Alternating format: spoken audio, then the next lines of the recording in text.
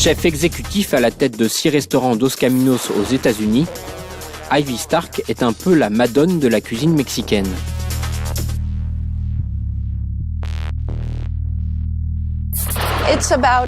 C'est de la cuisine mexicaine, fun et contemporaine, mais avec respect de l'authenticité.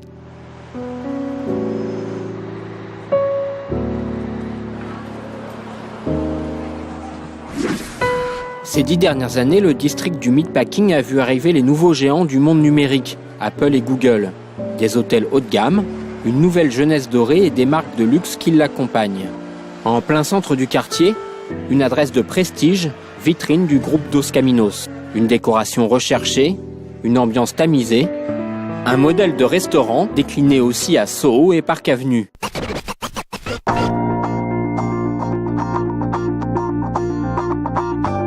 Dos Caminos est aussi présent à Las Vegas, à Los Angeles et en Floride. Dos Caminos veut dire deux chemins. Le premier restaurant est celui de Park Avenue, qui est une avenue qui va dans les deux sens, ce qui est inhabituel pour New York, car la plupart des rues vont dans un sens uniquement. J'aime penser qu'en termes de cuisine, il y a deux chemins, un authentique et un autre contemporain. Deux chemins.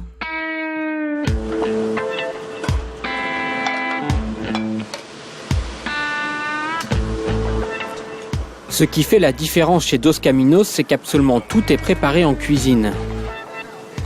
De la tortilla aux nachos, jusqu'au célèbre guacamole. C'est notre guacamole fameux dans le monde entier. On le fait à la commande. C'est ce qui fait la différence avec d'autres endroits qui le font dans des grands bacs qu'ils mettent au réfrigérateur.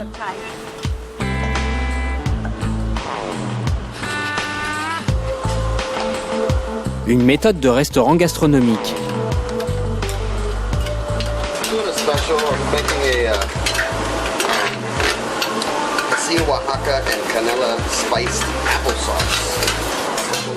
Une technique appliquée aux sauces les plus simples, comme aux plats les plus traditionnels. Cette assiette, ce sont nos enchiladas. C'est du poulet enroulé dans une crêpe de maïs avec notre mole poblano et notre sauce verte. Il est au menu depuis le premier jour. Je pense que c'est vraiment spécial. Mole poblano est une sauce très complexe à base de 25 ingrédients. Cela prend 2 jours à la faire. La plupart des restaurants ne s'aventurent pas à la faire eux-mêmes.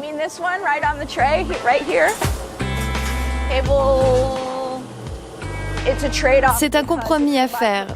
Si vous achetez des produits tout faits, c'est plus cher que d'acheter des produits bruts et de les cuisiner vous-même. Vous payez soit pour la personne qui fait la nourriture, soit pour des produits finis. Je préfère payer pour la personne qui cuisine. Je préfère cette voie.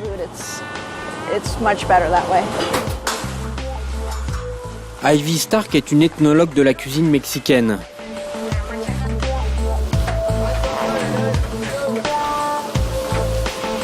Grâce à l'authenticité de sa cuisine, elle veut replacer ce patrimoine culinaire riche et pourtant méconnu sur le devant de la scène gastronomique. Et les gars, là c'est le coup de feu. Un chilaquilé et un steak à cheval à point. C'est du crabe moloté. C'est un plat traditionnel de Veracruz. C'est un style de cuisine unique.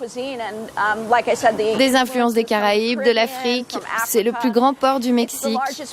Quand l'Espagne était là, quand la France était là, c'est de là que tout est originaire. Tout est venu de là-bas en premier.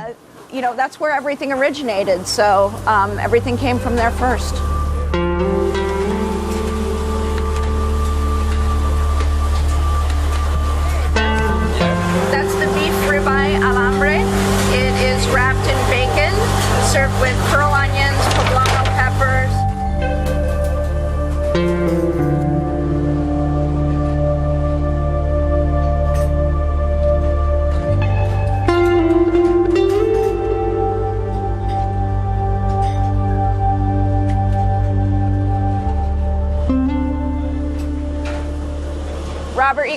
Robert, vous venez avec moi? Apportez ces magnifiques spéciales. Et je peux porter des choses. I can carry these, by the way. Come on. La nourriture mexicaine, quand elle est arrivée aux États-Unis, un peu comme la cuisine italienne, quand elle est venue d'Italie aux États-Unis, était assez pauvrement représentée. Un de nos objectifs est de représenter une cuisine authentique, si diverse et si complexe, d'une façon naturelle, en utilisant des ingrédients frais, des produits frais, sans les choses un peu lourdes servies dans la cuisine Tex-Mex qui a traversé la frontière.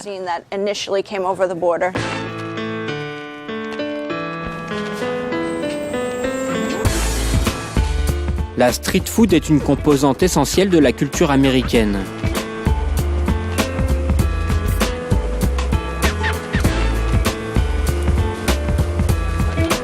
Aujourd'hui, une majorité des camions proposant de la cuisine mexicaine se garent dans les rues de New York.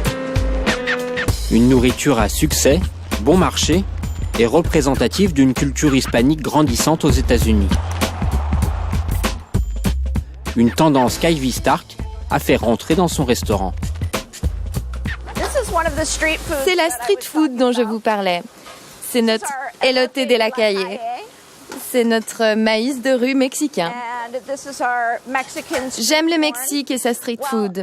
Il y a de la nourriture à tous les coins de rue à Mexico. Ce sont de gros snackers à tous les coins de rue. Il y a un stand qui vend.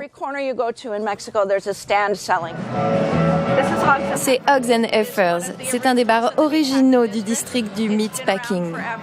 Il est là depuis toujours. Et c'est un vieux et cool bar de joueurs de dés. Il joue de la musique live, comme vous pouvez l'entendre.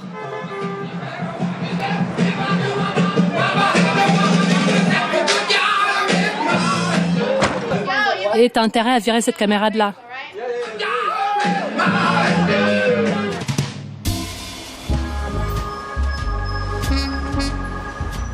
Ce quartier du Meatpacking, Ivy Stark l'a vu changer. Originaire du Colorado, cela fait 20 ans qu'elle s'est installée à New York.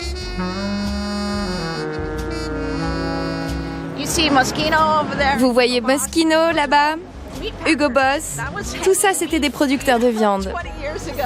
Ils pendaient de la viande ici il y a 20 ans. Vous voyez toutes les enseignes originales de l'ère des producteurs de viande. Voici une des dernières réminiscences du district des producteurs de viande et pourquoi il s'appelait le Meatpacking District. Toute cette zone, c'était un alignement de magasins qui vendaient de l'agneau, du veau, du bœuf, qui arrivaient par la ligne de train qui passe au-dessus de nous.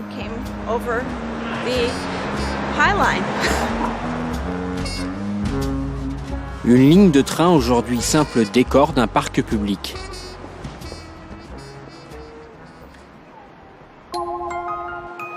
Avant la chaleur de la cuisine mexicaine, Ivy Stark a aimé le froid des patinoires.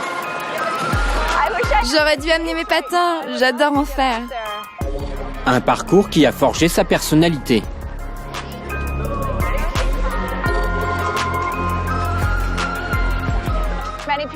Peu de gens ici savent que je faisais du patinage artistique en compétition.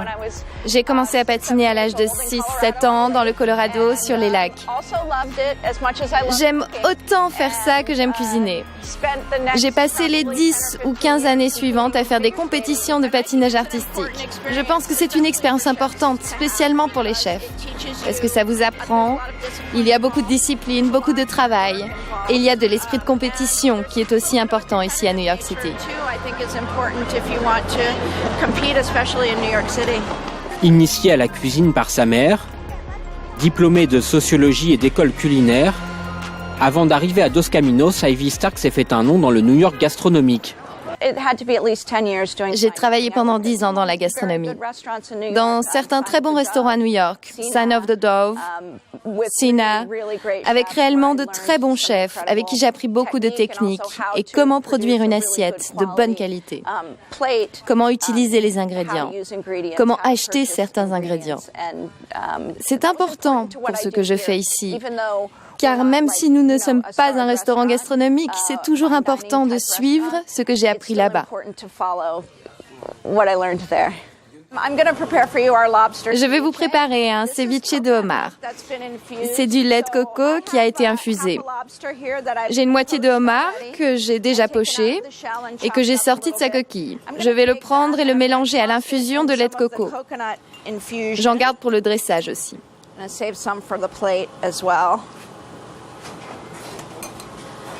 On mélange vraiment doucement. On a vraiment de très très bons homards ici à New York City, qui viennent directement depuis l'État du Maine. Je vais mettre la coquille ici. Je remplis la coquille avec un peu de homard. Beaucoup de homard, je devrais dire.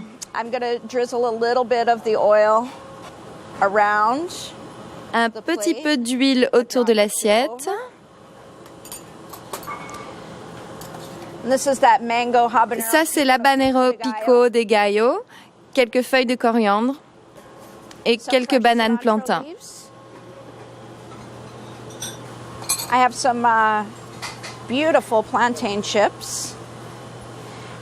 Et on finit par un peu de sel au chili que nous faisons ici au restaurant.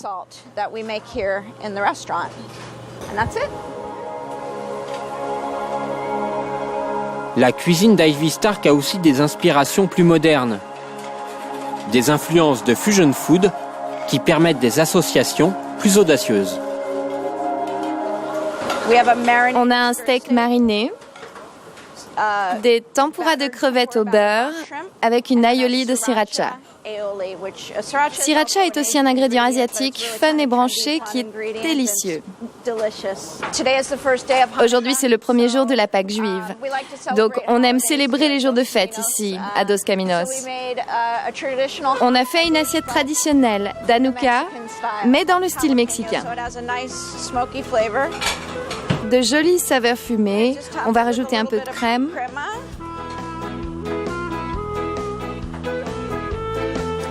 Mexico City a une des plus grandes populations juives au monde. J'aime penser que c'est peut-être de cette façon qu'ils font leur plat de Pâques là-bas.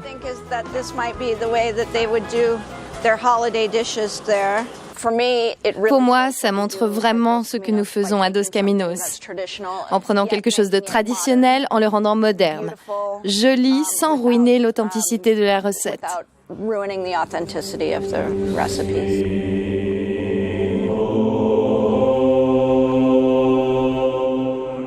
Dans les entrailles du restaurant qui se perdent sous la 9e avenue, le trésor mexicain d'Ivy Stark.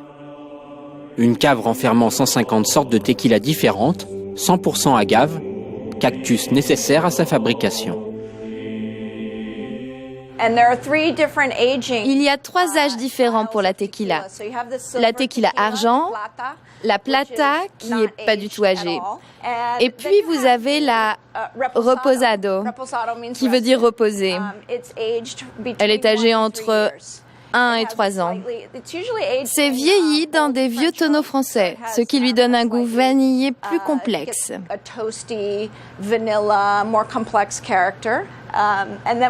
Et il y a l'Añejo, qui est âgé d'au moins 3 ans. Añejo veut dire âgé. C'est presque comme un cognac après manger. Don Julio, c'est une bouteille de tequila spéciale anniversaire. Ces bouteilles peuvent valoir plusieurs centaines de dollars, ce qui veut dire qu'un shot vaut environ 70 dollars.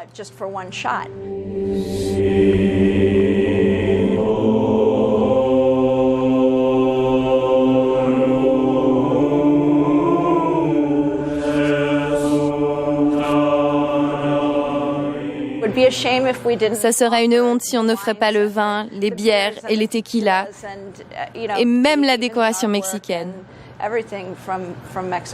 Je suis vraiment amoureuse de la culture mexicaine. Je ne sais pas si ce travail est si fun que ça, mais j'adore ce travail. J'adore les gens avec qui je travaille. Et tout le monde est formidable. Ça me briserait le cœur de les abandonner.